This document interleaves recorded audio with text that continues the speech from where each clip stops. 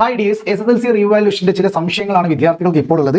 നോക്കിക്കേ, ഒരു കുട്ടിയുടെ കെമിസ്ട്രിയും മാത്സും എ ഗ്രേഡ് ഉണ്ടായിരുന്നത് റീവാലുവേഷൻ കൊടുത്തു. പക്ഷേ റീവാലുവേഷൻ ചെയ്തപ്പോഴുള്ള ഗ്രേഡ് എ ഗ്രേഡ് തന്നെയാണ്, നോ ഗ്രേഡ് ചേഞ്ച് ആണ് വന്നിരിക്കുന്നത്. അടുത്തൊരു കുട്ടി എന്ന് പറയുന്നത് മാത്സിന് റീവാലുവേഷൻ കൊടുത്തു, പഴയ ഗ്രേഡ് എ ഗ്രേഡ് ആയിരുന്നു, പുതിയ ഗ്രേഡ് അത് B+ലേക്ക് കുറഞ്ഞുപോയി.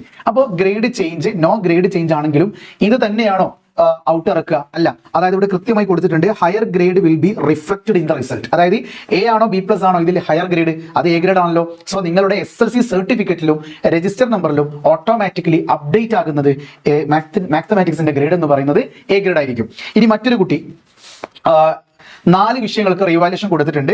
അതിൽ 2 വിഷയങ്ങളിൽ കൃത്യമായി നോക്കിയാൽ കാണാം, 2 വിഷയങ്ങൾ എന്ത് ചെയ്തിട്ടുണ്ട്, ഗ്രേഡ് ചേഞ്ച് ആയിട്ടുണ്ട്. അതായത് എ ഗ്രേഡ് A+ ആകുന്നത് മാത്രമല്ല ഗ്രേഡ് ചേഞ്ച്, B+ A ആകുന്നതും എന്ത് തന്നെയാണ്, ഗ്രേഡ് ചേഞ്ച് തന്നെയാണ്. സോ 1600 രൂപ കൊടുത്ത ഈ കുട്ടിക്ക് 800 രൂപ തിരിച്ചു കിട്ടുമെന്ന ഒരു സത്യം കൂടി നിങ്ങൾ മനസ്സിലാക്കുക. ഇനി അടുത്ത സംശയം എന്താണെന്നറിയോ, ഈ എ ഗ്രേഡ് എന്തുകൊണ്ടാണ് B+ ആയത്?